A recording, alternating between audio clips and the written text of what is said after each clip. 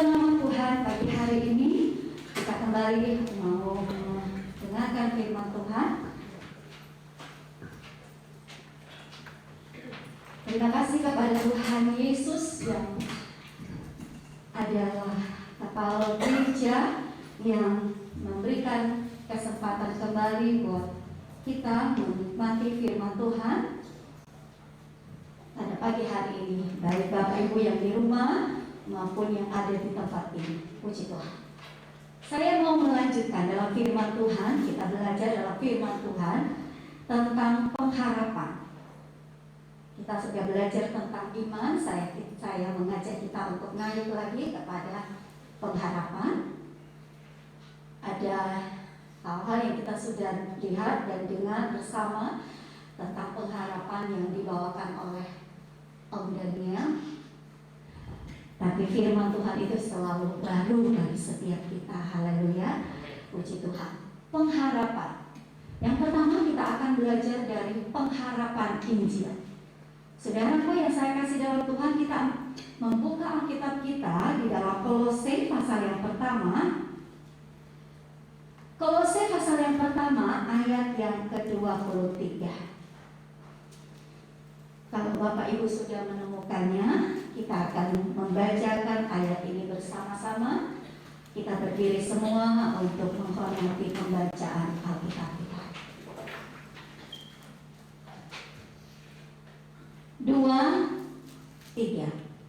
Sebab itu kamu harus bertekun dalam iman, tetap teguh dan tidak bergoncang, dan jangan mau digeser dari pengharapan Injil yang telah kamu dengar dan yang telah dikabarkan di seluruh alam di bawah langit, dan yang aku ini, Paulus, telah menjadi pelayannya. Puji Tuhan. Ayat-ayat yang kita baca adalah satu nasihat yang diberikan oleh Rasul Paulus kepada jemaat yang ada di Kolose.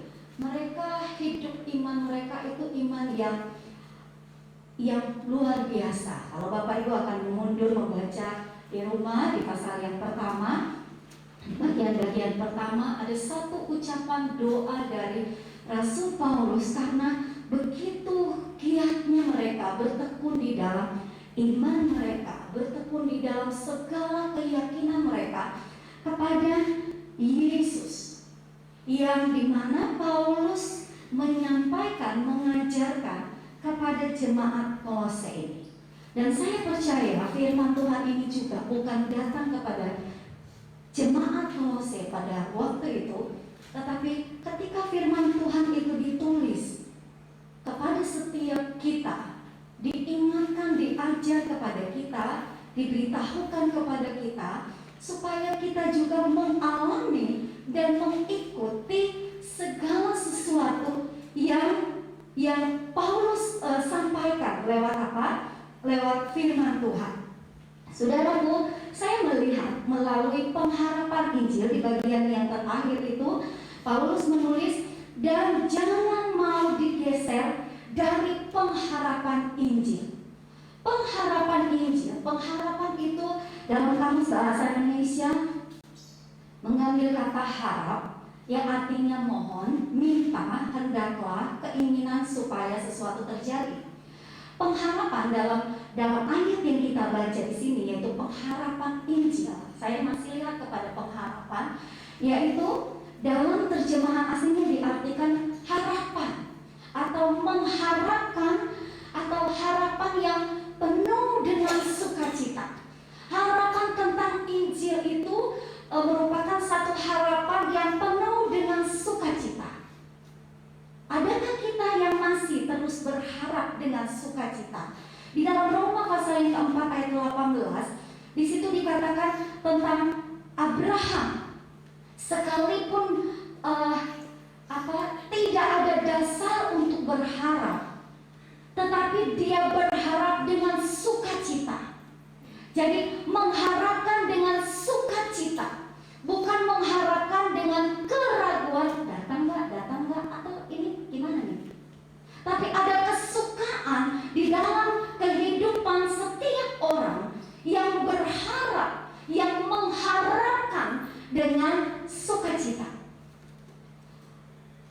Saudaraku, setiap kita mempunyai banyak pengharapan, haleluya, atau mempunyai banyak keinginan sesuatu terjadi yang tentunya itu sesuatu yang lebih baik dan menjadi milik kita. Apakah itu untuk waktu yang sementara, waktu sekarang, maksud saya waktu sekarang, waktu yang akan datang. Akan datang itu jangka waktunya akan datang berapa tahun, berapa tahun kira-kira ya. Harapan itu, saudara, dalam Alkitab mengajarkan sesuatu kepada kita, pengikut Tuhan, seperti apa kita menaruh segala pengharapan kita. Bukan hanya menjadi satu harapan, bukan hanya menjadi satu keinginan, tetapi itu tertuju jauh. Harapan orang tua supaya anaknya berhasil. Titik, selesai, sudah saya lepaskan. Ya kan? Anak orang tua sekarang melakukan kegiatan untuk berusaha supaya harapan anaknya bisa sampai kepada titik kalau sudah kuliah, kerja, sudah kamu mau ngapain terserah. Sampai di situ. Tapi dalam pengiringan kita kepada Tuhan, bukan kepada satu tempat di mana kalau saya sudah ikut Tuhan, saya sudah dipenuhi dengan Roh Kudus, saya sudah dibaptis, itu titik di mana saya pengharapan saya tercapai. Saudaraku yang saya kasih dalam Tuhan Yesus Kristus, ada banyak orang salah mengerti tentang pengharapan di dalam Tuhan. Maka banyak orang gagal dalam mengikut Tuhan. Banyak orang salah menempatkan dirinya ketika dia ikut Tuhan, menaruh pengharapannya. Kita sudah lihat tentang iman, saudara ya. Saya berharap Bapak Ibu tetap berjalan dengan iman seperti apa. Dan kita mau naik kepada satu level di mana kita terus ada di dalam pengharapan mengikut Tuhan itu seperti apa. Firman Tuhan mencatat kepada kita pagi hari ini, pengharapan kepada Injil, jangan kita bergesek. Ternyata Paulus melihat di dalam pengiringan kepada jemaat Tuhan yang ada di Kolose, mereka itu bertekun dengan iman yang sungguh, tetapi sudah ada yang mulai bergeser, sudah ada yang mulai menyimpang, sudah ada yang mulai salah. Oh, kalau ikut Tuhan ini kayak apa? Dia mulai salah menempatkan pengharapan kepada Tuhan itu seperti apa. Untuk itu Paulus ingatkan, jangan bergeser dari Injil. Saudaraku yang saya kasih dalam Tuhan Yesus Kristus, jangan berpindah, bergeser atau berpindah tempat. Jangan mulai ini mau maju apa enggak ya? Atau saya mundur sedikit. Tapi ditekankan kepada kita, kepada jemaat di Kolose, bahwa tetap kepada Injil. Pengharapan kita kepada Injil. Iman seseorang akan tetap berdiri kokoh jika menaruh pengharapan kepada yang tepat dan benar. Dan itu kepada siapa? Kita sudah belajar kepada iman kepada siapa? Kepada Injil. Injil itu siapa? Yesus. Dialah Injil, kebenaran kita. Injil adalah dasar pengharapan orang percaya. Haleluya. Injil adalah dasar kita. Dalam 1 Timotius 1 ayat 1 dikatakan, Yesus Kristus adalah dasar, pondasi saya dan saudara ketika kita menaruh segala pengharapan kita. Saudara yang saya kasih dalam Tuhan Yesus Kristus, ada banyak hal yang bisa mempengaruhi saya dan saudara.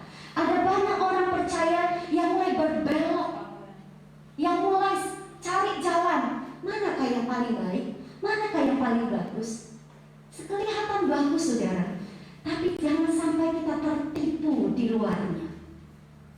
Jangan sampai kita menjadi pengikut Tuhan yang hanya melihat luar, tetapi sebenarnya di dalamnya apa? Penuh dengan sampah. Banyak yang melihat sesuatu yang luar biasa nyaman. Kalau lihat sesuatu yang banyak, oh berarti di situ banyak berkat. Jadi saya ke situ. Saudara, hari-hari terakhir ada banyak orang akan mencari jalan yang kelihatan baik. Tapi Tuhan mengajarkan kepada kita, hati-hati. Terus hati-hati. Injil adalah dasar pengharapan orang percaya. Di dalam Injil terletak semua, segalanya. Terletak seluruh pengharapan kita. Pengharapan tentang apa aja, saudara? Pengharapan di dalam Yesus, di dalam Injil. Di sana ada keselamatan. Haleluya. Ada jaminan keselamatan. Tidak ada jalan yang bisa memberikan keselamatan selain kepada Injil Yesus Kristus. Saudara boleh punya segala sesuatu yang saudara yakini, tetapi firman Tuhan di dalam firman kita mengingatkan, menyatakan bahwa akulah jalan dan kebenaran dan hidup. Tidak ada seorang pun yang bisa datang kepada Bapa kalau tidak melalui aku. Siapa dia? Injil Yesus Kristus. Dia memberikan keselamatan. Haleluya. Lalu di dalam pengharapan dalam Injil ada pemeliharaan, ada perlindungan. Lalu ada pengharapan di dalam Injil, ada kesembuhan. Pengharapan di dalam Injil ada hubungan yang baik. Baik kepada siapa? Kepada keluarga, kepada sesama, kepada setiap orang kita temui. Karena kita menaruh pengharapan itu kepada Injil. Sekarang bagaimana kita ada di dalam pengharapan Injil? Sudahkah kita ada di dalam pengharapan Injil? Pasti kita akan jawab, ya, sekarang saya sudah ada di gereja, berarti saya sekarang sedang mendengar Injil. Sedang mendengar tentang firman, bukan mendengar dongeng. Kenapa banyak orang hanya bercerita tentang dirinya, tentang dongeng ini dan dongeng itu, tetapi tidak memberikan kebenaran. Firman itu kebenaran, dan firman itu harus disampaikan kepada saya dan saudara. Jangan sampai kita terpengaruh kepada segala sesuatu yang membuat kita hanya tertawa, yang membuat kita asik, tapi tidak tertanam kepada hati kita. Bagaimana kita tetap kepada pengharapan? Saya memberikan satu bagian di dalam Lukas pasal yang keempat. Ini perumpamaan yang diberikan oleh Yesus. Yesus sendirilah yang menjelaskan kepada setiap orang tentang seperti apa orang yang menaruh pengharapannya itu. Orang yang ikut Yesus, orang yang sudah punya iman, sekarang menaruh pengharapannya kepada Injil. Orang seperti apakah dia? Saudara, di dalam Lukas pasal yang keempat, ayat 8, ayat yang keempat sampai yang ke-15. Lukas 8, ayat yang ke-4 sampai yang ke-15. Di sana menceritakan tentang seorang penabur. Saudara nanti baca lagi ya.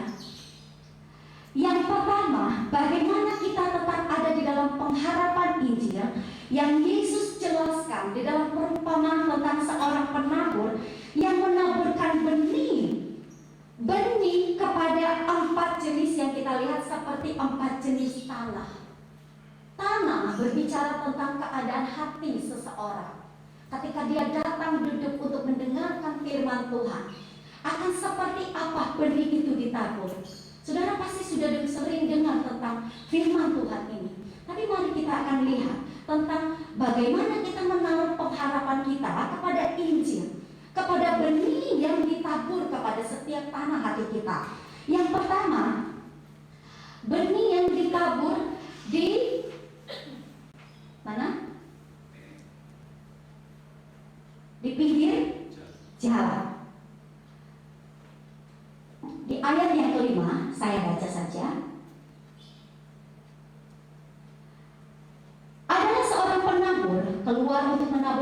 ini yang pada waktu ia menabur, sebagian benih itu jatuh di pinggir jalan, lalu diinjak orang dan burung-burung di udara memakannya sampai habis. Sebagian jatuh di tanah yang berbatu-batu, dan setelah bertumbuh ia menjadi kering karena tidak mendapat air. Sebagian lagi jatuh di tengah semak duri, dan semak itu tumbuh bersama-sama dan menghimpitnya sampai mati. Dan sebagian jatuh di tanah yang baik, dan setelah tumbuh berbuah 100 kali lipat. Setelah berkata demikian, Yesus berseru, "Siapa mempunyai telinga untuk mendengar, hendaklah ia mendengar." Murid-muridnya bertanya kepadanya, "Apa maksud perumpamaan itu?" Lalu ia menjawab, "Kepadamu diberikan karunia untuk mengetahui rahasia kerajaan Allah, tetapi kepada orang-orang lain hal itu diberitakan dalam perumpamaan, supaya sekalipun memandang mereka tidak melihat, dan sekalipun mendengar mereka tidak mengerti." Inilah arti perumpamaan itu. Benih itu adalah firman Allah. Yang jatuh di pinggir jalan itu ialah orang yang telah mendengarnya.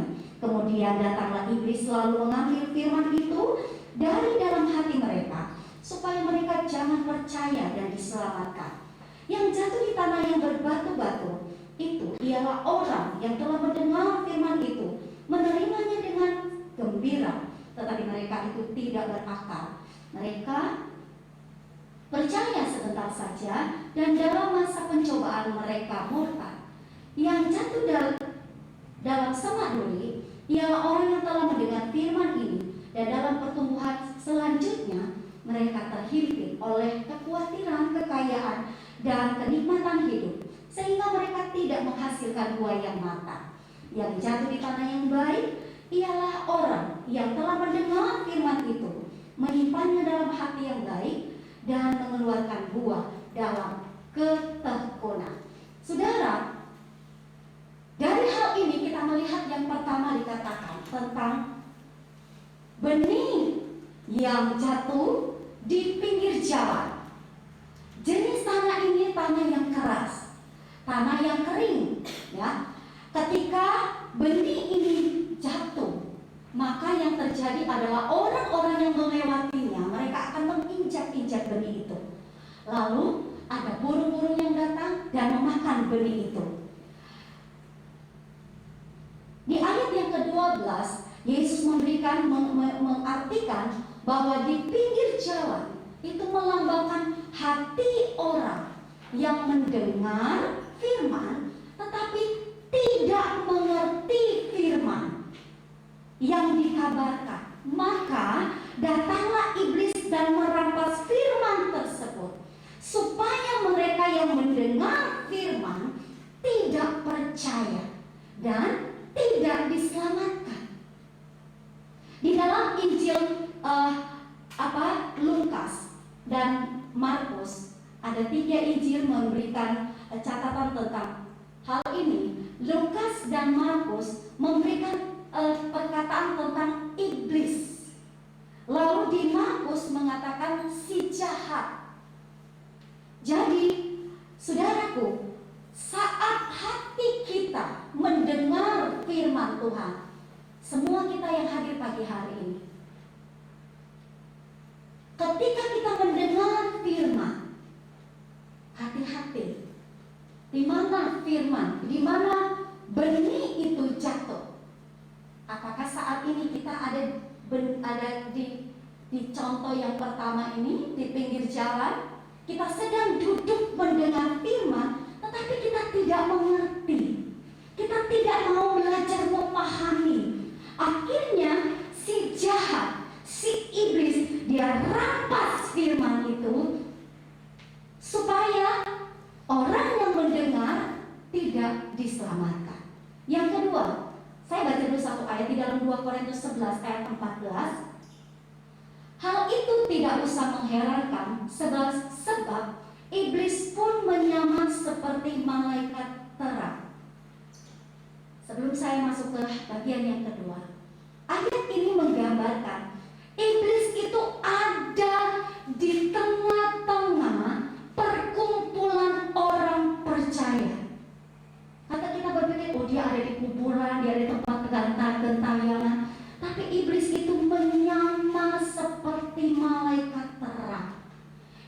ada, saudara.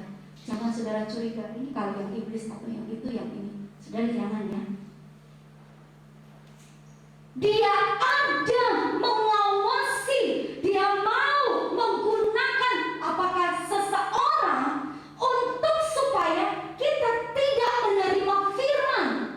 Ada banyak orang ke gereja hanya duduk tapi tidak mau menikmati firman, seperti anak sekolah isi absen, daripada nanti ditanya gembala gak datang, ya kan? Tapi taruh hidup kita saat kita datang kepada Tuhan, karena kita mau supaya firman itu masuk di tanah hati kita. Yang kedua, tanah yang berbatu-batu. Di ayat yang ke-6 dan ayat yang ke-13 yang kita sudah baca, jenis tanah ini bukan batu, tetapi tanah yang berbatu-batu. Jadi lebih banyak batu, ya.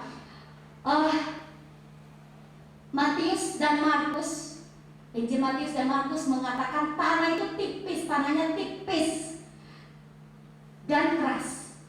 Saudara, benih jatuh, dia jatuh, bertumbuh dengan cepat, tapi segera layu dan kering karena tidak berakar, karena tidak mendapatkan air, karena tidak ada sesuatu yang bisa membuat pertumbuhan di dalam diri benih itu, di dalam benih yang sudah tertabur, jatuh di tanah yang berbatu-batu.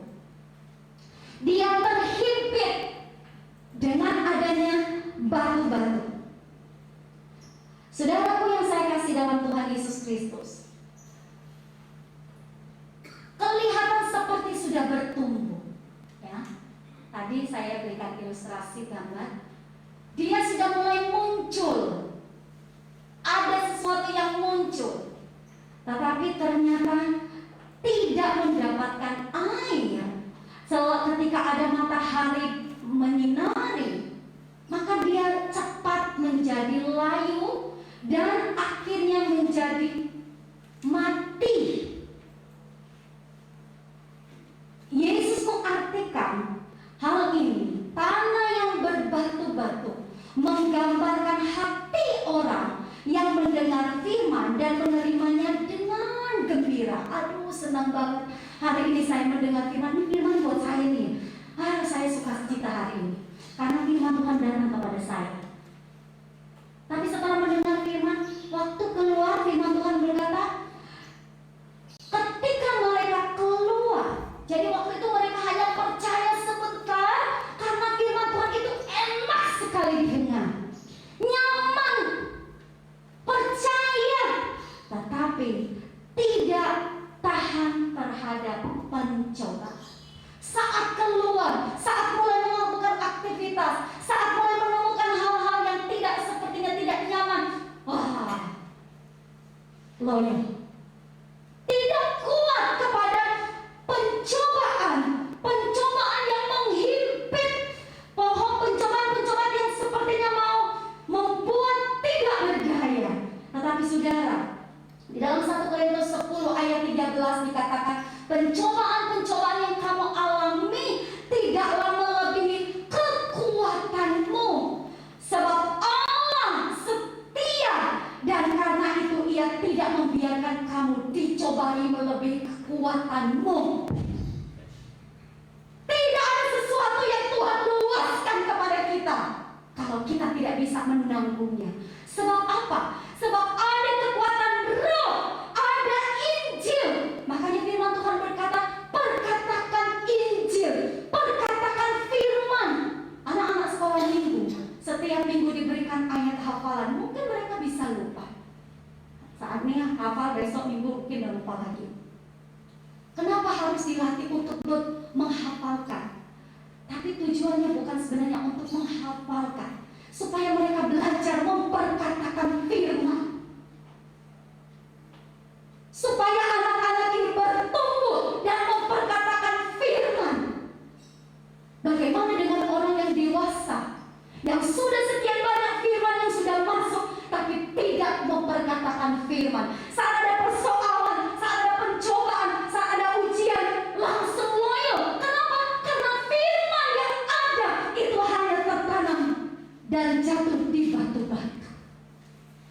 Saudaraku yang saya kasih, di dalam 2 Timotius pasal yang ketiga ayat 1, ketahuilah bahwa pada hari-hari terakhir akan datang masa yang sukar, masa di mana pencobaan terlalu berat. Tetapi orang yang tinggal di dalam Injil, dia akan memperoleh kekuatan baru. Yang ketiga, tanah atau benih yang jatuh di tempat yang bersemak duri. Di dalam ayat 7 dan ayat yang ke-14 kita sudah baca tadi. Jenis tanah ini seperti yang kelihatan banyak, ya, dari dibanding yang pertama dan kedua tadi, saudara, ya. Waktu benih ini jatuh, firman Tuhan mengatakan dia bertumbuh, tetapi selanjutnya semak duri pun ikut bertumbuh. Jadi sama, malah semak duri itu makin lebih bertumbuh. Akhirnya benih itu terhimpit. Kalau dilihat itu kayak digulung-gulung, ya. Jadi menghimpit, tidak bisa benih ini bergerak dengan bebas. Lama-kelamaan di Injil Markus dan Matius menulis bahwa benih itu tidak menghasilkan buah. Tapi di Lukas, Injil Lukas mengatakan benih itu akhirnya mati. Saudaraku yang saya kasih dalam Tuhan, hal ini menggambarkan bahwa ada hati orang yang mendengar firman Tuhan, tetapi dia terbawa kepada keadaan-keadaan dunia. Di ayat yang ke-14 saya baca buat kita semua. Yang jatuh di dalam semak duri ialah orang yang telah mendengar firman, dan dalam pertumbuhan selanjutnya mereka terhimpit oleh kekhawatiran, kekayaan, dan kenikmatan hidup. Jadi, saudaraku, menggambarkan orang pengikut Tuhan yang sudah sekian lama ikut Tuhan, tetapi ternyata dia hanya menjadi orang yang mendengar dengan baik, tapi hatinya terlihat dan tertuju dan melakukan segala hal-hal yang tidak berkenan kepada Tuhan. Masih ada kehidupan yang nafsunya lebih besar dibanding keinginan yang Tuhan mau. Keinginan dunia yang lebih menonjol. Aduh, dulu saya seperti ini, dulu begini, saya harus begini. Tapi adakah keinginan di dalam hati saya dan saudara, waktu kemarin Tuhan tolong, waktu yang akan datang Tuhan akan selalu tolong. Bagaimana caranya? Memperkatakan firman. Biarkan benih itu jangan sampai terhimpit dengan segala kekhawatiran saudara. Jangan sampai terhimpit dengan kekayaan. Mau kaya? Nggak apa-apa, saudara. Tidak ada larangan dalam Alkitab untuk tidak mau jadi kaya. Saudara boleh kaya. Tapi kalau saudara hanya terfokus, saya dan saudara hanya terfokus kepada yang namanya kenikmatan dunia, maka saudara akan menjadi orang-orang yang punya firman, tapi firman itu selalu ditutupi. Firman itu ditekan. Saya hidup, saya harus bekerja, saya harus melakukan ini. Benar, saudara. Tapi taruh segala pengharapan kita kepada Injil yang kita bawa. Jangan sampai terhimpit karena, khawatir boleh, saudara, tapi jangan hidup dalam kekhawatiran. Alkitab berkata bahwa di dalam Matius pasal yang ke-6 ayat 25, karena itu aku berkata kepadamu, janganlah khawatir akan hidupmu.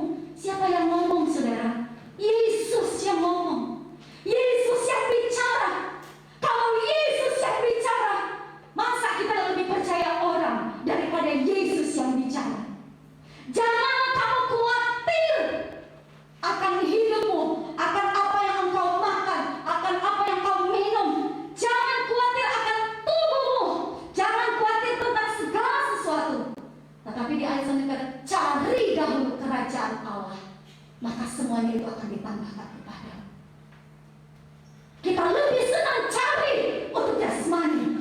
kita tidak mau mencari tentang Injil. Hati-hati. Injil adalah kekuatan kita. Lalu dikatakan mereka tidak berbuah. Lukas katakan tidak menghasilkan buah yang matang. Artinya punya buah tapi buah itu tidak matang, tidak enak untuk dimakan. Saudara senang makan buah yang masih mentah, maunya sudah matang, ya. Lalu yang berikut, yang keempat, tanah yang baik. Ayat 8 dan 15. Tanah yang baik. Di sini tanah dalam terjemahan aslinya dikatakan tanah itu tanah yang padat, tanah yang subur. Lalu kata baik itu mengandung arti bahwa manfaat atau bermanfaat, menyenangkan, murni. Jadi kata baik itu memiliki dua pengertian, yaitu manfaat, bagus, menyenangkan, murni, dan ada kata indah. Jadi kesimpulan dari tanah yang baik adalah tanah itu tanah yang padat, tanah yang subur, tanah yang indah dan bermanfaat. Haleluya. Punya tanah, tapi kalau tidak subur ya sama aja. Punya tanah tapi tidak memiliki manfaat, yes, tak guna juga. Saudara, tanah yang baik adalah tanah yang punya manfaat, bermanfaat, berguna, menyenangkan. Sudahkah kita menjadi tanah yang menyenangkan? Sudahkah tanah hati kita adalah tanah yang subur, sehingga benih Injil yang datang dia tertanam, dia bertumbuh. Bagaimana tanah bisa bertumbuh dengan benih bisa bertumbuh dengan baik adalah ketika tanah itu benar-benar dibersihkan, tanah itu benar-benar dirawat dengan baik.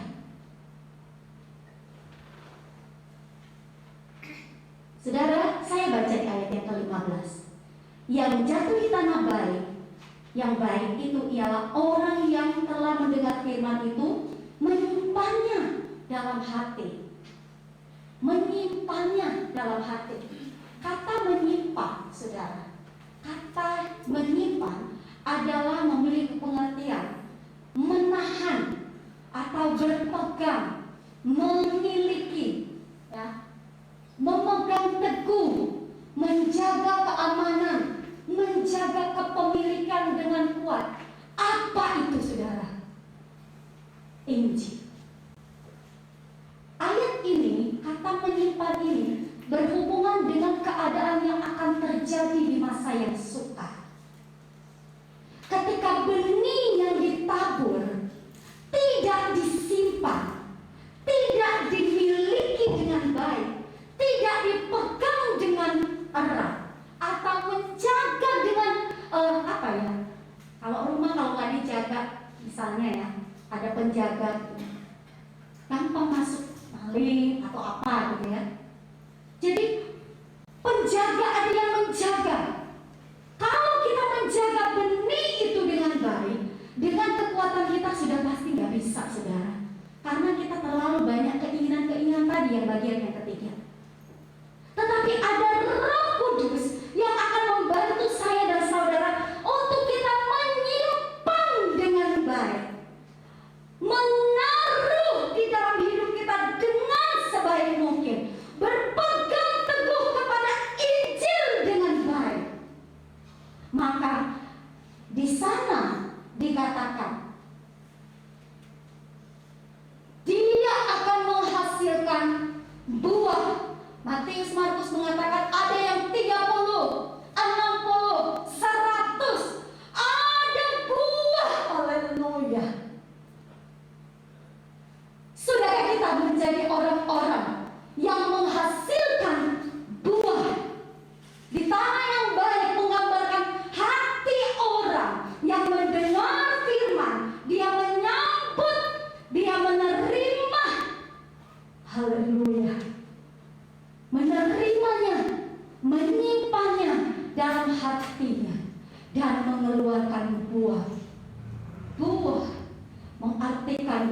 menunjukkan satu kedewasaan seseorang, satu kematangan seseorang.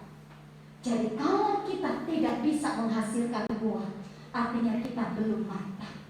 Artinya kita masih ada di tingkat-tingkat yang 1, 2, 3. Atau sudah mau masuk ke 4. Tapi tanahnya itu terlalu gersang, tidak dirawat. Ya, kalau lagi saya kesulitan, baru saya doalah Tuhan, karena saya terlalu sibuk. Kalau saya lagi orang bilang lagi santai, baru saya datanglah. Latihlah diri kita, saudara, untuk datang kepada Tuhan. Kalau kita mau menjadi orang-orang yang punya tanah yang baik, jangan di waktu kita susah kita datang, tapi waktu dalam keadaan yang baik pun datang. Saudaraku yang saya kasih dalam Tuhan Yesus Kristus, ada banyak yang bisa kita lakukan. Buah seperti apa? Di Galatia pasal yang ke-5 ayat yang ke-22 sampai 23, itulah buah yang harus dihasilkan ketika kita menerima pengharapan dalam Injil. Buah Galatia 5 ayat 22 dan 23 dikatakan, tetapi buah roh ialah kasih, sukacita, damai sejahtera, kesabaran, kemurahan, kebaikan, kesetiaan, kelemah lembutan, dan terakhir penguasaan diri. Itulah buah yang harus dihasilkan. Lalu ada banyak yang bisa menggoyahkan iman dan merusak pengharapan saya dan saudara. Tetapi pengharapan orang percaya harus benar-benar didasarkan kepada Injil. Kalau pengharapan untuk waktu sekarang, besok, dan 1-2 tahun, atau berapa tahun, itu pengharapan yang sementara. Tapi miliki pengharapan yang melihat jauh ke depan. Dikatakan tadi menyimpannya, artinya menaruh kehidupannya itu sampai kepada di mana ada banyak kesukaran akan datang kepada saya dan saudara. Saudara yang saya kasih dalam Tuhan Yesus Kristus, pengharapan yang benar akan menunjukkan kehidupan yang berbuah. Haleluya. Melalui apa? Melalui perbuatan. Paulus, dia melewati banyak bahaya, dia melewati banyak keadaan-keadaan yang terpenjara, tetapi dia berkata bahwa dia tidak mau hidupnya bergeser kepada pengharapan Injil. Apa yang akan kita dengar, apa yang kita lihat, jangan sampai pengharapan yang kita bangun di dalam Yesus, di dalam Injil, itu kita mulai salah. Ya, sejauh mana kita mengenal Injil, maka kita tidak akan menjadi orang yang ragu dalam pengharapan. Ya, sejauh mana kita mengenal Injil, sejauh mana kita belajar tentang Injil, maka kita tidak akan menjadi orang yang cepat menjadi orang hidup dalam keraguan kepada Injil. Saudara, setiap kondisi yang terjadi hari-hari ini, jangan biarkan tanah kita, benih yang ditaburkan itu merusak hal-hal yang mulia. Sekarang pertanyaannya, dari 4 jenis tanah yang saya sudah sampaikan kepada Bapak Ibu, di mana kita sekarang? Ada di tanah seperti apa kita? Tuhan masih penuh dengan kemurahan, saudara. Tuhan masih berikan kita kesempatan untuk kita menikmati segala kebenaran yang akan membawa